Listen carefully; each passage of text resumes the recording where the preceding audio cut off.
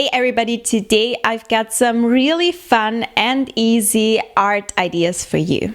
I also wanted to let you know that my course, the Complete Beginner's Gouache Guide, is now open again, and it will take you from struggling with gouache to painting confidently with it, so make sure to check it out and I will leave a link in the description box. For the first idea for today, I'm going to use my watercolor sketchbook and some acrylic gouache.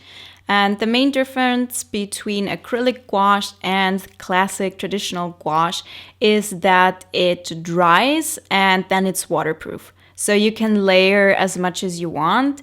And knowing that, I did a thick layer in the background here. As you can see, I barely added any water to this at all because I wanted this dark green tone to be a super solid background color without any streakiness or anything. And this is where acrylic gouache is ideal. If you do the exact same thing with traditional gouache, it's maybe not the best idea, but you could do this with acrylic paint as well. And while the green stuff is drying, I started to paint on the little bit that was still white on the left. I wanted to fill this double page spread here. And my inspiration for this was this new kind of, I hope that it's new, decor trend. It's called, I believe, Danish pastel. At least that's how I could find all of these things. But you know, I'm a zillennial, so I'm not exactly Gen Z anymore. I'm right around not being a millennial, but being Gen Z. So right in the middle of that. I was born in 1996. So I don't know all the current trends anymore. I feel a little bit old when I look these things up, and I found a few things on TikTok about this, and when I typed Danish pastel into Pinterest, that's when I found a lot of these things.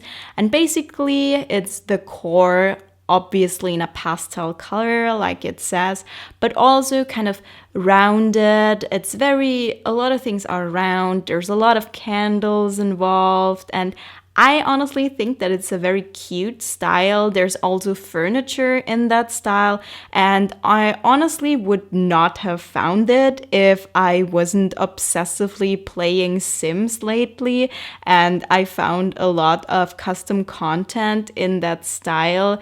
So I have a lot of furniture in my game now and decor that kind of looks like this, and I was kind of searching for how this kind of style is called, and then I found this, and I think it's called Danish pastel, but maybe somebody in the comments can tell me a little bit more about where this came from and what it's actually about, because I don't know much other than it's just a bunch of round shapes and it's in these pastel colors. And I was using mostly pink tones for this today and a few orange tones, and I wanted to do this plant on the left side because I wanted to draw back in the dark green from the right side, and I also wanted to paint a few objects that overlap with the green. So I don't know, I kind of thought that this was a good idea for a composition. I don't know how I feel about it, but it's something that I tried. And these wiggly, wavy things are candles. And then the one that kind of looks like a flower is also a candle. And I'm gonna do more candles, and I'm just gonna fill up the entire page spread with all of these things. And I had a little bit of a hard time painting this fire in front of a white background, because usually flames, if you search for pictures of them, they're in front of a dark background. And so I lit a candle and I held it against my window, so against the light, and just checked what it looked like. And that's kind of that I've painted here. And you can see that I now started more candles, and this one with the kind of cube shape, this one was something that took quite a lot of time with acrylic gouache. And now this flower here is also a candle. I wanted to make the stem a little bit thinner aesthetically, but then it wouldn't make sense as a candle, so it had to be a little bit thicker. And here I have this wavy, curvy shelf kind of thing that we have another plant pot with a plant on top of. And in this kind of style, there's also these wavy mirrors and all kinds of things that have these curves and colors. And I just repeated a few of these things that I could find on this double page spread and played around with that. And there's pros and cons about using acrylic gouache. And the main pro here was that I could layer in front of the dark background without any issues of reactivating the previous layer, no issues. But I love to blend a lot, and I don't really find it easy to blend with acrylic paint or with acrylic gouache. So I took my time with this, and this was the longest idea for this video.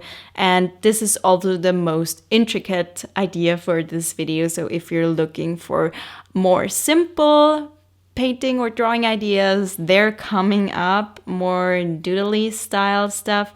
But I kind of wanted to play around with these shapes and colors, and I just filled the page with a bunch of shapes after that, because I was kind of over the fact of trying to blend acrylic gouache. I do like acrylic gouache sometimes, but I think at this point I prefer the traditional gouache that you can blend as much as you want, because it just doesn't dry. So you can go back in, create gradients, and if you know what you're doing, I mean, it is a big learning curve with classic gouache, but if you have that kind of figured out, then it is really cool to go in and blend. And then whenever I use acrylic gouache, I have a hard time blending. So this is the finished page spread. I could have spent a lot more hours on this, but I wanted to move on, and here we have black paper, and I'm bringing in the oil pastels again. I used them in my last video, and I wanted to use them on a black paper, but I didn't have the time to do that for the last video, so I'm doing it in this one. And I'm just doing another one of these comfort zone pieces. On the last video, I also did rather easy and simple things, at least for me, because I have drawn vegetables and fruits and plants so many times that this is kind of my easy go-to thing. And I wanted to draw vegetables on here that I have personally grown in my raised bed on the balcony, or at least attempted to grow or want to grow. I mean, I have successfully grown radish, I have grown carrots, but not extremely successfully, but I'm trying this year. I had a pumpkin plant last year, but it didn't survive when we were on vacation, unfortunately, so we didn't have any pumpkins, but maybe this year. And I also just recently harvested this gigantic white radish that was left over from last year. So I wanted to draw one of these here as well.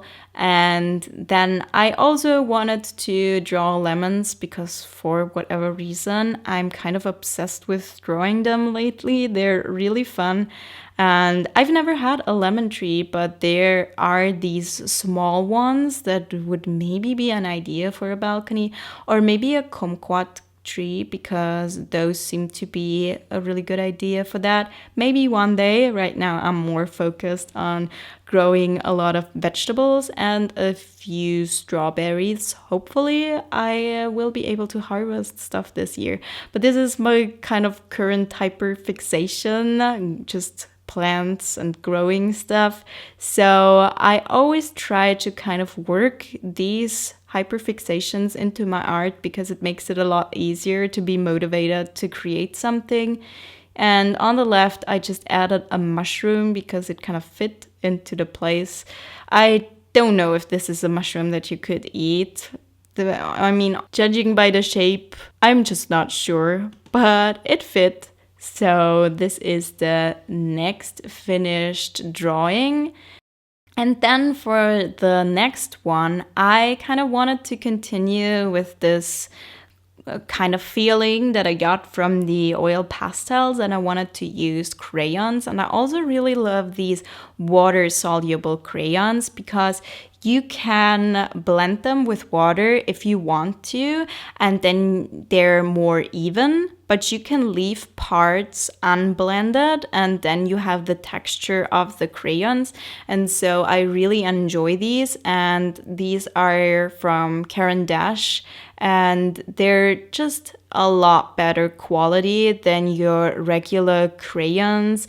I've tried Crayola crayons because I didn't grow up with them because I'm from Europe, but I tried them. I bought them when I was in the US, and you always get this kind of crayon dust. You get little flakes coming off, and I don't really have that problem as much with these. And so they're really enjoyable to use. And here I'm using the agave watercolor paper from Hanemühle, and it is perfect for this. It is absolutely perfect, and I love this paper so much. I still have not found a single medium that I use that wouldn't work on this, other than maybe oil paint or something like that. But most of the stuff that I use, this paper is perfect for it. It works for watercolor pencils, it works for crayons, because it has a little bit of texture, so it can hold the crayons, but it has not a lot of texture, so the crayons lay quite smoothly, and you can blend them with the water because it is a watercolor paper, so it doesn't buckle or anything. And I love this paper for gouache and so many things, and I just wish this was sponsored, because I could really promote this quite easily. But unfortunately, I can't always find a link on the US Amazon for it. I will try to leave links to all of the products that I used in this video, but I can never guarantee that it will be there, or that it will be the exact same size or the exact same set if it is paints or crayons or anything, because I just can't guarantee what they're offering and shipping to the US or internationally. So please always take that with a grain of salt and do your own research. But of course, if you use my links and if it is marked as an affiliate link, then I get a small commission from it. So I would really appreciate it if you used my links.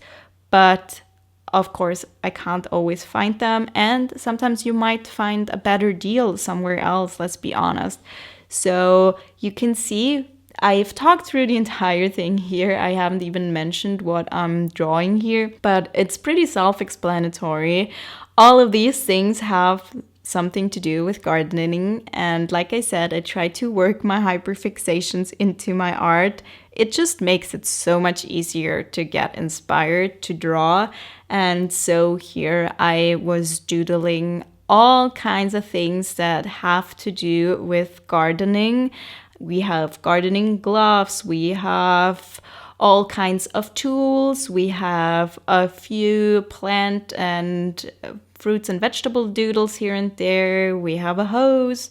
I mean, so many things that kind of have to do with this topic. And you can really think about what kinds of things would also go with your theme. It doesn't have to be gardening. If you have a favorite hobby that you really like currently, then I really encourage you to work that into your art because it makes it a lot easier to get inspired and motivated to create. And then you can just doodle a bunch of stuff that has to do with that. And if you're doing it like I did here and filling a page with a bunch of doodles, then not every single doodle has to look perfect and flawless because there's a bunch of them. And especially if you're using crayons or a more textured medium like that, then you don't have to focus on making every single stroke or detail perfect.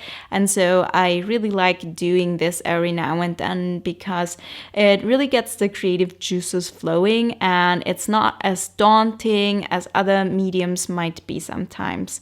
So here is the finished drawing. And for more drawing ideas, check out this video next.